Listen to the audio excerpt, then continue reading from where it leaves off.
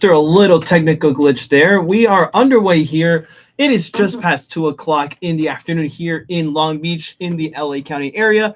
That means on a Tuesday, by the way, that means it's time for Grand Prix Talk here on 22 West Radio. Welcome, everybody, to the show that provides an iPhone 6 mindset to the iPhone 16 world of motorsport. Now that the iPhone 16 is on the cusp of release, it shows, I guess you could say, for phones from the iPhone 6 era all the way up to 16, like that is such an insane change of technology. I will only when the phone itself actually releases will we be able to see just how crazy technology has come in the past 10 years. Anyway, my name is Sergio Morales. Welcome everybody to the show. Please excuse our technical glitch there at the very beginning of the show. I'll dive more into that here shortly. But first, shameless plugs. You know how it goes. Please make sure to follow 22 West across all socials. 22 West LB on Instagram. You can follow me on Instagram at SMortorsports. That is SMORstagram. And check out 22westradio.com, which is another way to listen to this show and many others on 22westradio.com. And shout out to everyone tuning in on the 88.1 FM radio band and to my viewers on my YouTube live stream at TheSergioShow on YouTube. You can also watch the live stream of Grand Prix Talk every week, Tuesdays at 2 p.m. on YouTube and here on the radio show itself. And replays are available on YouTube after the show. So, welcome to the show, everybody. It's been quite a tumultuous weekend for a lot of people. This weekend was insane as far as racing goes. We have another great weekend of racing coming up pretty soon. This coming weekend, actually. For me, it was quite a bizarre weekend as well. Please excuse, like I said before anything, our little technical glitch there. I intended to start the show with Eye to Eye by Tsunami, DJ Tsunami, by the way. But I don't know what happened that it just stayed stuck on loop at the very beginning of the song. Fortunately, you actually started off with some Peggy Go instead with It Goes Like Na Na Na as the inaugural track for today. That's one of my favorite songs. It's been one of my favorite songs all summer long. And her follow-up to that, which was Find the Way, which kicked off this third season of Grand Prix Talk, also a song I just can't get enough of. So, Peggy Go with It Goes Like, kicking off Grand Prix Talk today. Be sure to tune into her music. She's fantastic. All right, today is September 17th, 2024, and we have a few history facts to go through before we can really kick off the show. Off the track, today in history, on this very day, September 17th, in the 1970s, this little association called NASA, you may have heard of them, you may not have, I don't know. They unveiled the first ever space shuttle, the Enterprise, on this very day way back in the 1970s. So NASA and the Enterprise were first revealed today on September 17th, 1976. So actually just a year after my dad was born, believe it or not. So Space Shuttle Enterprise was the first orbiter of the Space Shuttle system that NASA introduced on September 17th, 1976. This one, however, never really flew up into space itself, so to speak, at least not as part of a full-sense space flight. Excuse me. You see, Space Shuttle Enterprise was made to perform atmospheric test flights after being launched from a modified Boeing 747. This space shuttle was constructed without engines or a functional heat shield, much unlike several other space shuttles that came after it, including Columbia, which that was the first one to actually take flight. Enterprise was more of a test shuttle, but it was revealed today, September 17th, back in 1976. So that's how the space shuttle program really got underway. So there is your off-track history fact for today.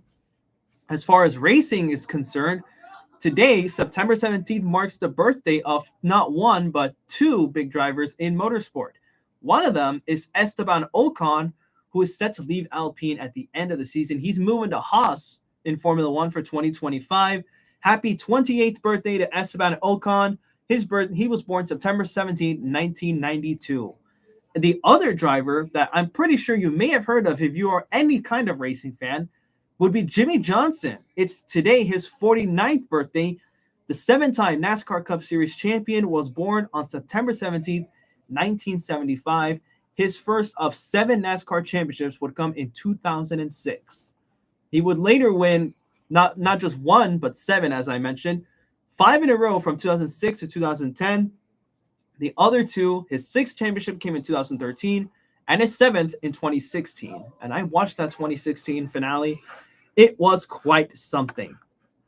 Okay, so we have covered our off-track and on-track history facts for today. So let's talk about racing, and specifically, I want to start today's show with the World Endurance Championship and the IMSA WeatherTech Sports Car Championship. So IMSA WeatherTech Sports Car Championship, they are riding a high wave right now. Later this week, they will be headed to the Indianapolis Motor Speedway. That's right, the big house itself, for the TireRack.com Battle on the Bricks.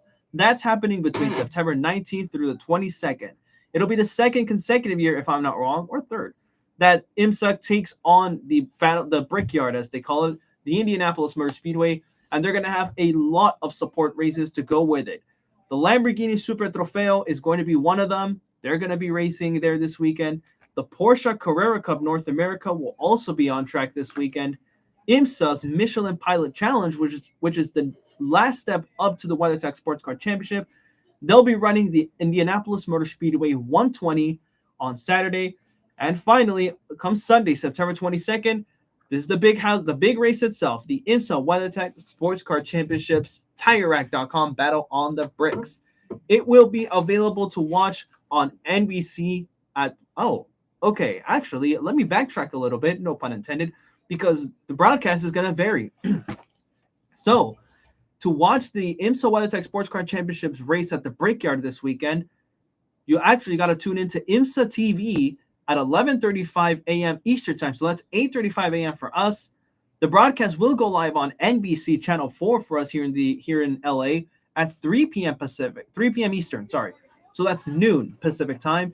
But if you want to watch the entire race, well, Peacock Premium is where you got to go.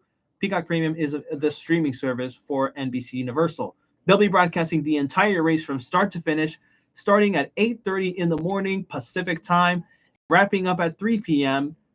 Pacific time. So, yeah, make sure you convert to your local time zone. So, IMSA, they're going into a pretty exciting weekend, but the World Endurance Championship, they're the big dogs right now, and they have some extremely exciting news that I, for one, when I found this one out, I really knew that this was going to be something awesome. So, let me just break it down here. Ever since they announced the hypercar regulations, both the IMSA WeatherTech Sports Car Championship and the FIA World Endurance Championship have been riding a very strong wave of manufacturer support. And this isn't just coming from me. You can look at a lot of different lists right now, and they'll tell you that there's a lot of support going for for this category of race cars. So the Le Mans hypercar, that's its full official name. You can also call it the Le Mans prototype. That's fine. But they've got a lot of different manufacturers coming in, or if not already there. So once upon a time, only Toyota was building hypercars in the in the FIA World Endurance Championship. But ever since they completely revamped the whole regulations in order to allow more people to come into the category, not only is Toyota there, now they've got a private manufacturer called Glickenhaus, an automotive American company based in Sleepy Hollow, New York in 2004. Now, that name might not sound familiar, but Ferrari probably sounds familiar. Lamborghini probably sounds familiar. Peugeot, if you're familiar with European car makers, that should be another one. Aston Martin is set to come in starting in 2025 with a production version of the Valkyrie, which is a concept car unleashed back in the day. Well, get ready to add another manufacturer to that list, because a challenger from South Korea is saying annyeonghaseyo to the FIA World Endurance Championship, and their name is Genesis. It was announced last weekend on September 13th that Genesis announces intends to enter the 24 Hours of Le Mans and the FIA World Endurance Championship. As reported, quoted from Car and Driver, a new name is set to join endurance racing. Just recently, that's not actually, but a few days ago, Hyundai Motorsport announced its intent to expand into the top-level prototype class of endurance racing with a team under the Genesis brand. The move will be a big leap for Hyundai Motorsport, which is currently involved in the World Rally Championship and TCR touring cars. In a statement to Car and Driver, Genesis explained the move, saying that, quote, endurance racing presents an unparalleled opportunity to showcase Genesis cutting-edge technology, design philosophy, and performance-driven character, unquote. The top-level prototype class is a hotbed of competition among premium brands, with cars from the likes of Cadillac, Acura, Porsche, Lamborghini, BMW, and Ferrari. Genesis said that details such as technical partnerships, a driver lineup, and when it will hit the track will be shared at a later time. Nonetheless, I don't know how long it's going to be until Genesis actually shows up to the World Endurance Championship grid, but I can't wait to see it. I think that's super exciting news coming from a dude who's been following Hyundai and their performance sub-brand Hyundai N for quite a while now. I think it's amazing to see Genesis decide to finally take the pitch in. I kind of have this weird belief with Hyundai where their cars are getting better and better. If you look at the Hyundai Santa Fe, for example, that thing once looked like any old SUV. Now it looks like a refrigerator on wheels. Now, take that as you will. It's admittedly kind of a controversial look, but still, it shows that Hyundai really knows how to grab attention with their car designs. So you already have them. And then you have the constructions of sports cars. You know, at first you had the Veloster N, which was a little hot hatch. Then you had the Elantra N, which just got redesigned for the 24 model year. And then you had the Kona N, which is a small, compact, like high-performance SUV. And now they've got the Ioniq 5N, an electric sports car, if you consider electric cars to be sports cars, but a very compelling one, which is set to hit the road now pretty much for the 25 model year. So all this in mind, all these high-performance sports cars that Hyundai is building, and yet they don't really have a good place to really market it. You know, this, like, you kind of have to rely on word of mouth. Now, granted, the Elantra N is competing in the Touring Car Championships, aka IMSA Michelin Pilot Challenge, which is one of them. And they're also had a strong presence in the World Rally Championship for quite a while now. And they're still going to continue it. But no big league, like nothing that we maybe talk about here on Grand Prix Talk or that other people would know of. You know, like there was talk some time ago that Hyundai were going to join NASCAR. That obviously never happened. It doesn't look like it will for at least a good long minute. People were saying, like, this YouTuber, I forgot his name, but he considered a scenario where Hyundai would have joined Formula One with their Hyundai N sub-brand, but that didn't happen either. By the way, the YouTuber's name in question, it's Tomo. That is Tommo. My name's Tomo. So yeah, so that's the guy who one time considered actually, well, not considered, but like, what if Hyundai entered F1? So that's the guy whose video you want to go check out. Actually, he actually makes a pretty compelling case, to be honest.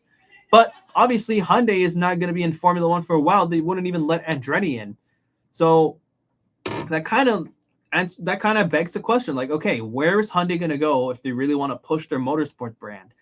And the answer ended up being the World Endurance Championship, granted under the Genesis luxury brand, but it's Hyundai, honestly. And Genesis, I had never in a million years would I have thought that they were going to be the ones to go motorsport racing. Like, I figured it was going to be Hyundai N, but it isn't. Now it's going to be Genesis, and I just think this is an awesome move from Hyundai. I really am excited to see what they do and how they do it.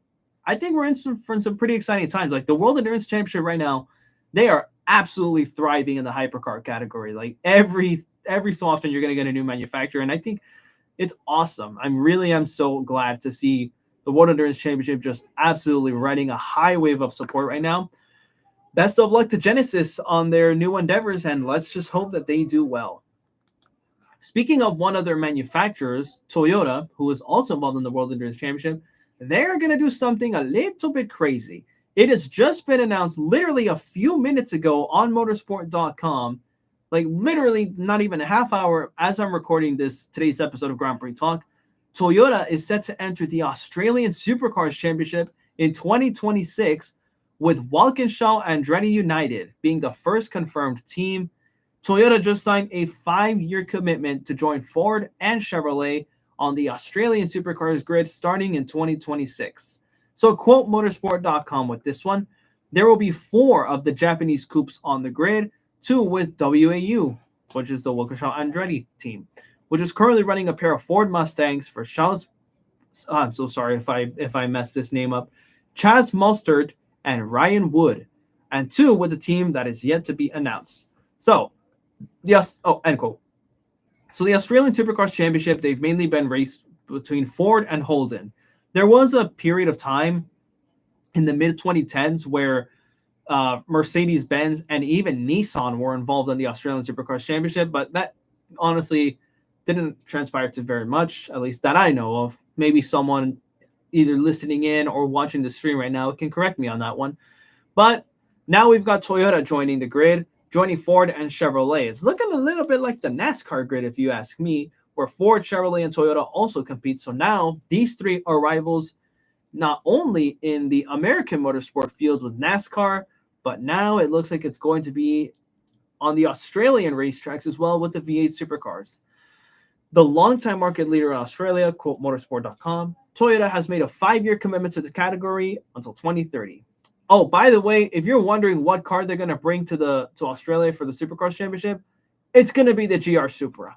There was no other car to bring to the grid right now, right? Like, it only makes sense that it was the GR Supra.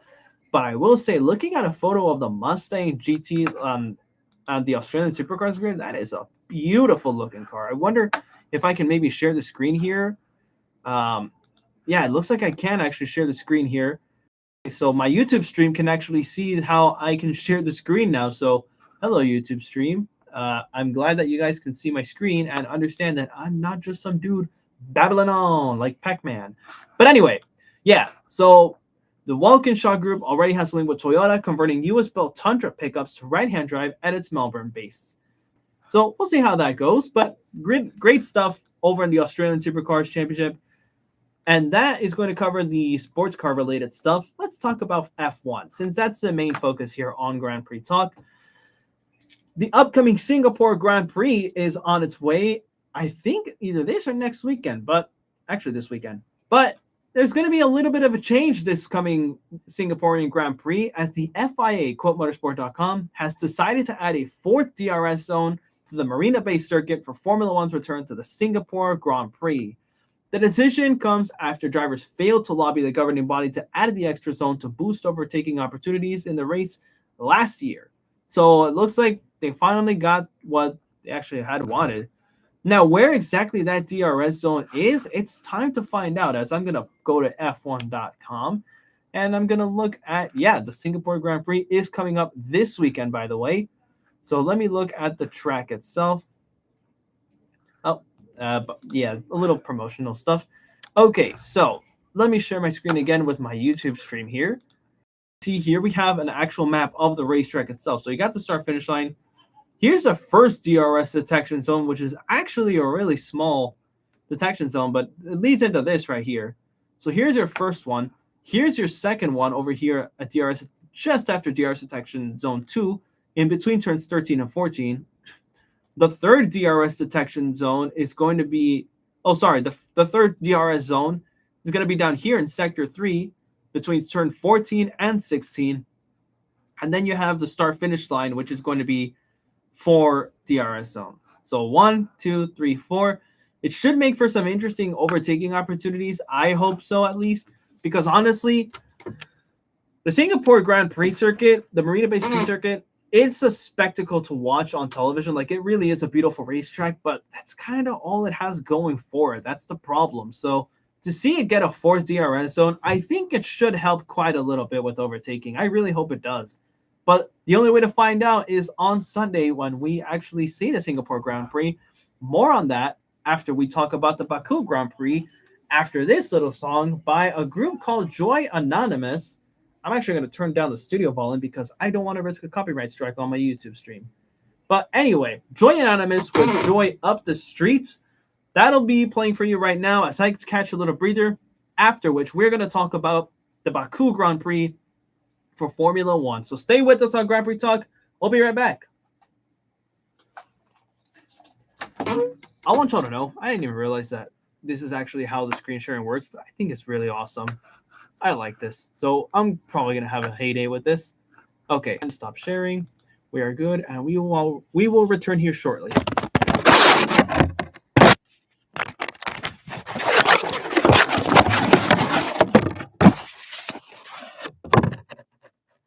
That'll work, I guess.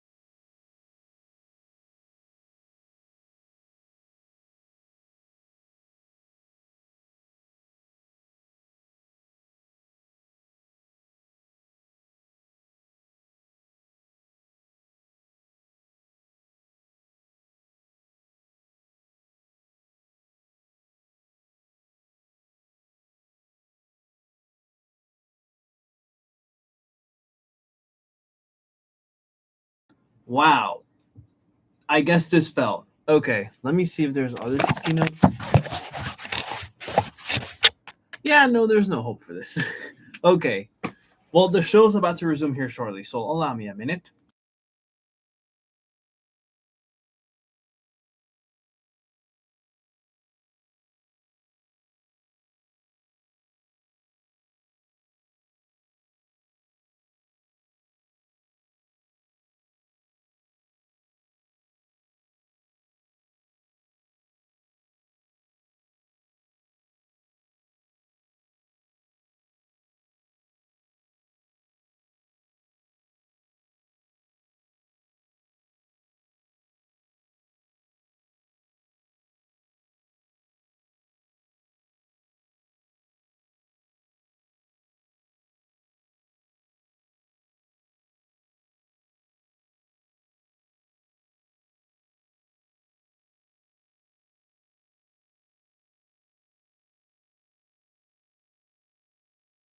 As I was saying, now we can resume. That was Supernova, but actually for us here on Grand Prix Talk, you just listened to Joy Anonymous's Joy Up the Street. That is literally how the song is called. Welcome back to Grand Prix Talk, everybody. We're talking about the Azerbaijan Grand Prix, the Baku Grand Prix, the Grand Prix of Europe, whatever you want to call it. We're going to break down that race here right now because we have quite a bit to talk about. Goodness me, that race was something else entirely. So we're going to break it all down for you. Now, no screen sharing. Sorry, YouTube stream, because Formula One management is they're questionable. They are very questionable. So yeah, I don't know what to tell you about that one. But before we really start diving into the Azerbaijan Grand Prix, we first got to break down the starting lineup, which was quite something. It was twisted, turned, burnt. It wasn't exactly what I was expecting, to be honest. So, yeah, I think we should consider the starting grid here for the Azerbaijan Grand Prix. Now, let's look at the starting grid then, shall we? But first, I got to note a few things. Number one, Lewis Hamilton initially had qualified in 7th place, but he was forced to start at the back of the grid due to engine penalties, as was Pierre Gasly. No, actually, no, not Pierre Gasly. Esteban Ocon. He too was forced to start at the back of the grid for the same reason. Pierre Gasly, meanwhile, was disqualified from qualifying due to a fuel sample problem. He started in 18th. So now we can run you down through your starting lineup. Starting the Azerbaijan Grand Prix from 20th through 10th, 20th through 11th. All right. Esteban Ocon started 20th, our birthday boy for today. So again, happy birthday, Esteban, if you just so happen to be listening. Lewis Hamilton started in 19th with Pierre Gasly starting 18th, though he was disqualified, as I mentioned, for a fuel sample problem. Now, Hamilton's and Ocon's penalties were served later on after Pierre Gasly's disqualification. This is why those two started even further back. Actually, they started from the pit, now that I remember. Anyway, Zhou Guanyu started 17th with Valtteri Bottas starting in 16th. Lando Norris was the big surprise of qualifying. He did not even make it through the first round of qualifying. He started in 15th place. Daniel Ricciardo started in 14th, while Lance Stroll started 13th. The 12th and 11th places went to Nico Hülkenberg in 12th and Yuki Tsunoda for RB starting in 11th. Now we can dive into your top 10, which consisted of Oliver Bearman, who this weekend was filling in for Kevin Magnussen after Magnussen got slapped with a one-race ban due to having acquired too many penalty points to get banned from a race weekend. Yeah, it was a whole dilemma. So Oliver Bearman, the rookie who's set to come into Haas for 2025 in F1, he took Magnussen's place for this weekend. Alexander Albon started in 9th, and Franco Colapinto, the new rookie for Williams, started in 8th. I think this is the first time that I've seen all season Alexander Albon get out-qualified by his teammate. In this case, it's the Argentinian rookie Franco Colapinto. So good job, Franco, honestly. That's really good stuff. Fernando Alonso started in 7th with Max Verstappen starting in 6th place. The rest of your top 5, George Russell started in 5th place. Sergio Perez, my dog, started in 4th place. This is the first time all season that he's out-qualified Max Verstappen, which you can imagine the little celebration that was happening over over with me. Like it was a quite a moment to bask in after so much pain. Anyway, top three, Carlos Sainz would start the race in third place with Oscar Piastri starting in second place. Charles Leclerc with a lap time of 1 minute 41.365 started the Azerbaijan Grand Prix on pole position. Now, let's dive into the race.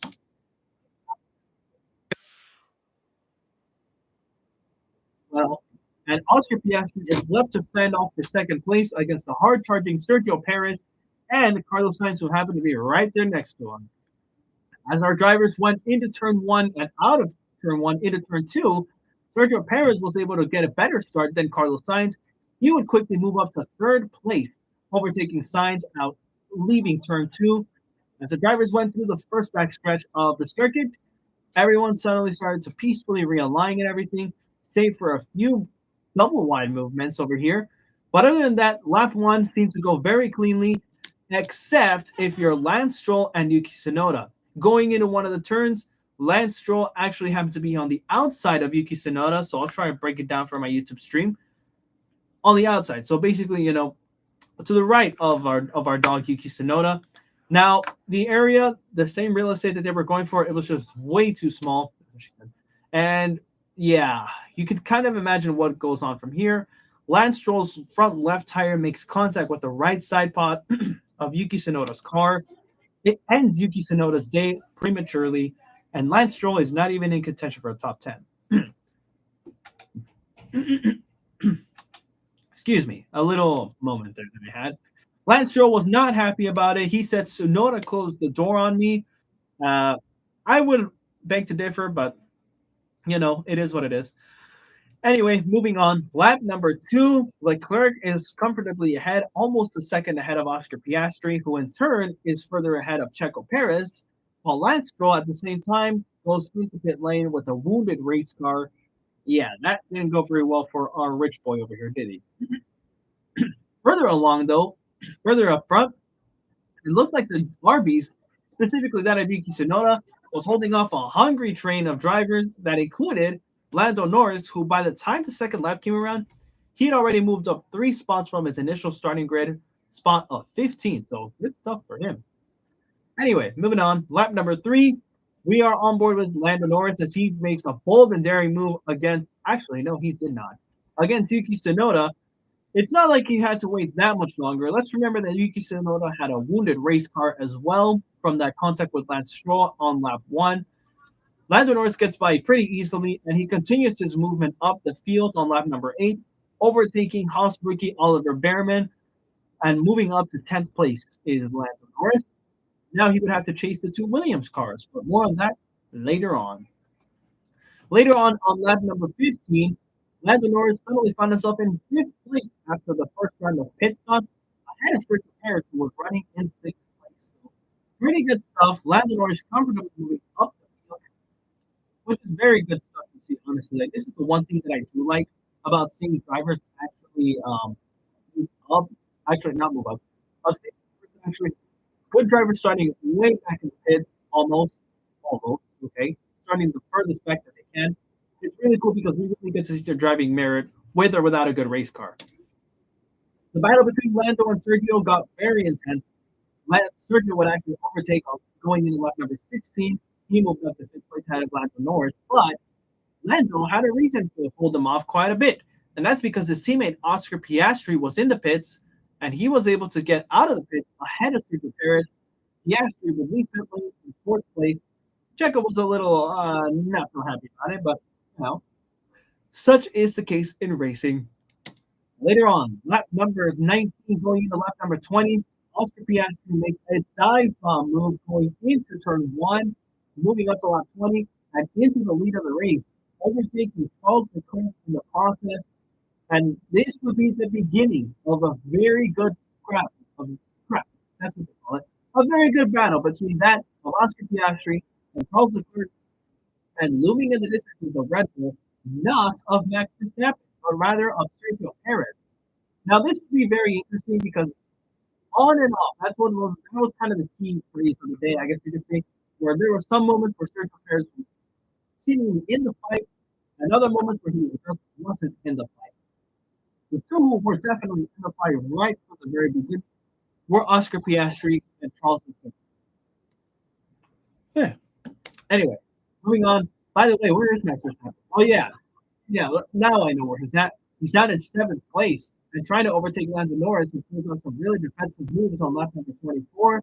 Lando Norris was able to hold off sixth place for quite a little bit.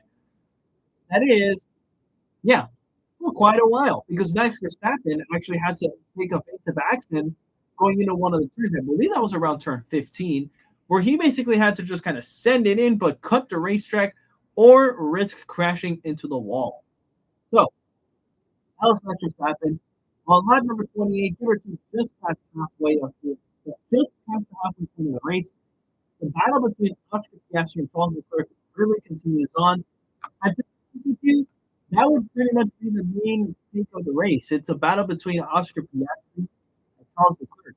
And like I said, Sergio Perez was occasionally moving his head into the battle, which I think was really cool to see.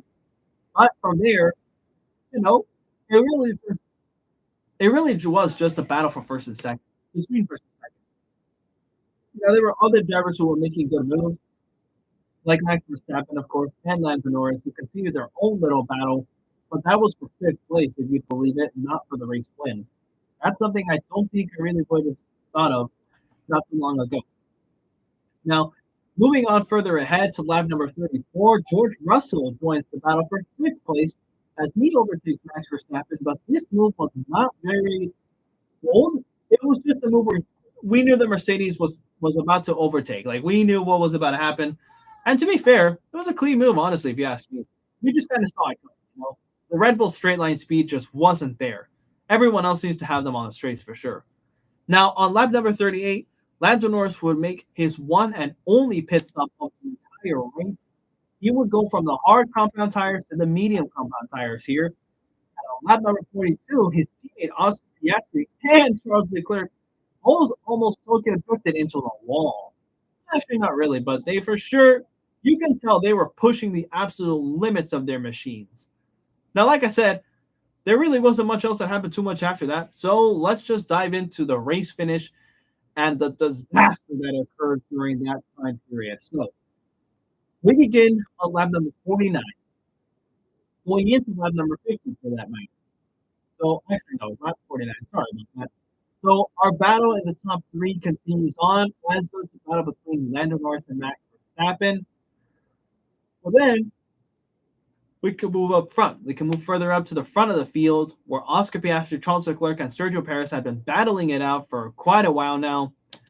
Now we can hit play and we can really just break down this insane incident. It looked like Sergio Perez might have just overtaken Charles Leclerc, because at this point in time, Oscar Piastri was over 3 seconds ahead. So no way they were catching Oscar, unless Oscar had something really going on or he made a mistake that would really cost him. So the battle was really for second place.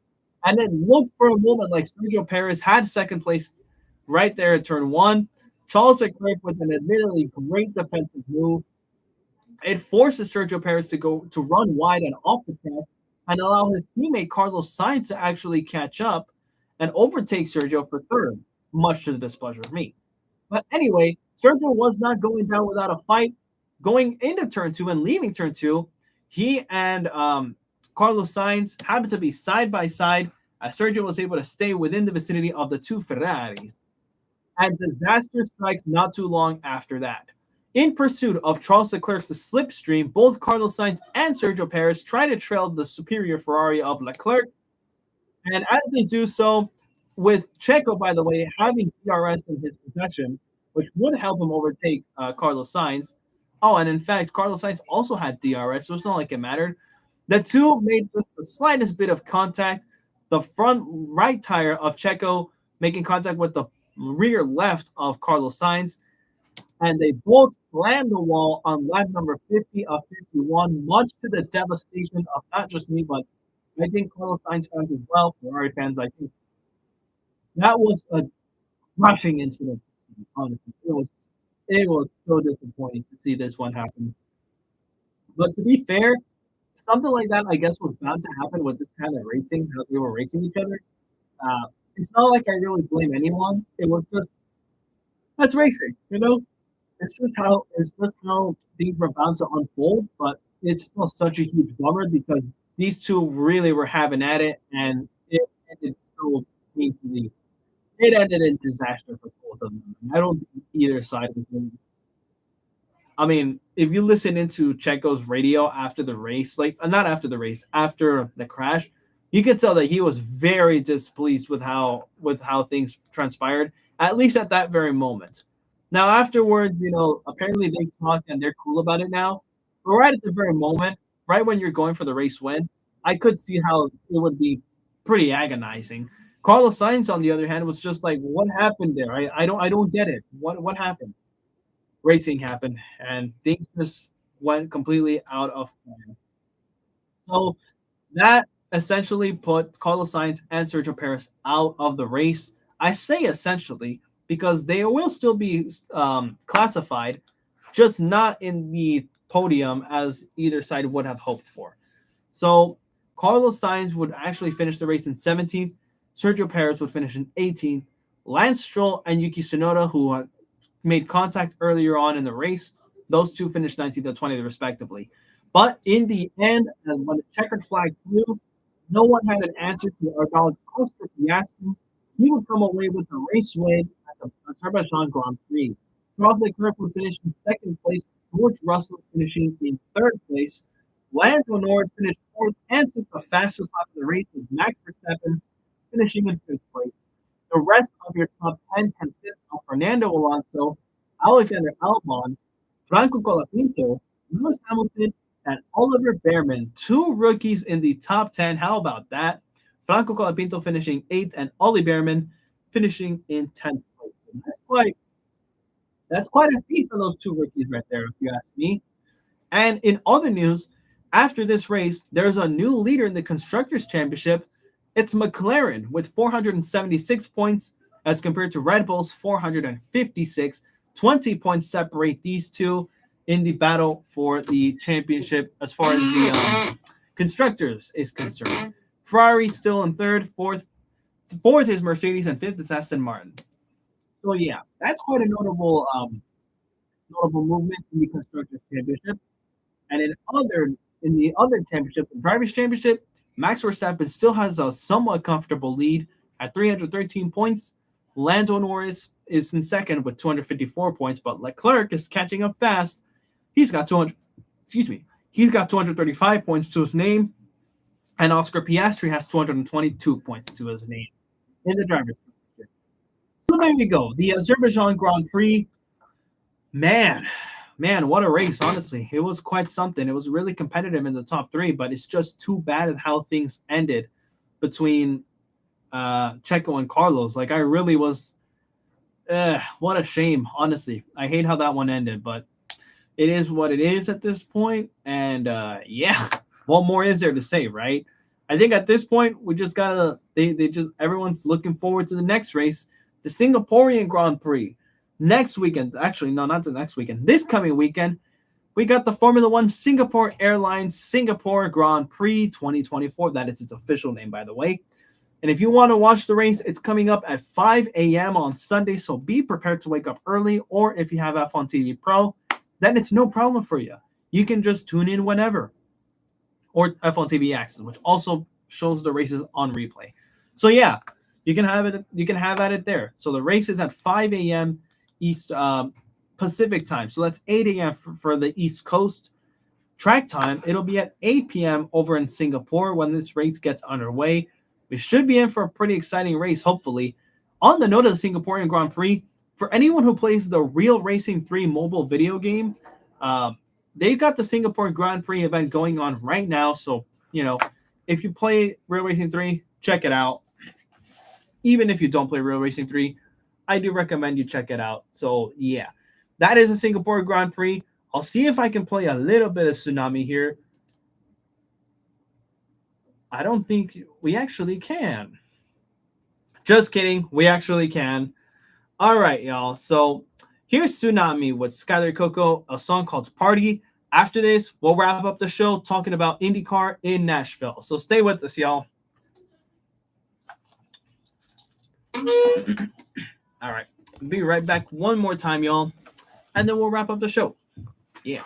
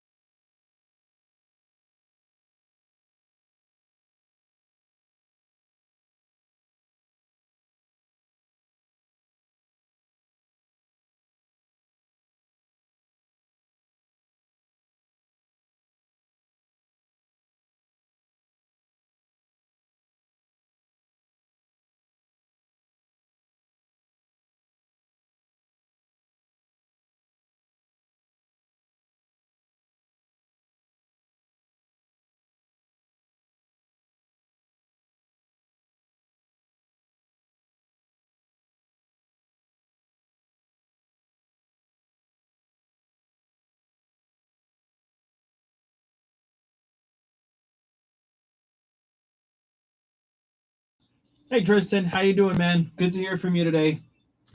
Yeah, don't worry, we're still here. I just have a camera cover, so to speak, for when I'm not on camera. But good to hear from you, man. How you doing?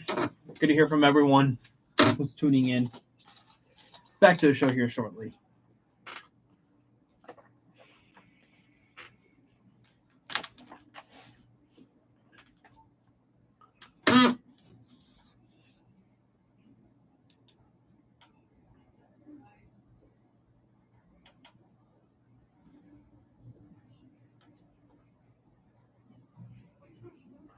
I think from here on out we can keep the radio on, the studio audio, even though it's actually pretty quiet. There we go. Okay. So after that, we should be fine to wrap up the show. I'm actually got to pull up the IndyCar stuff here.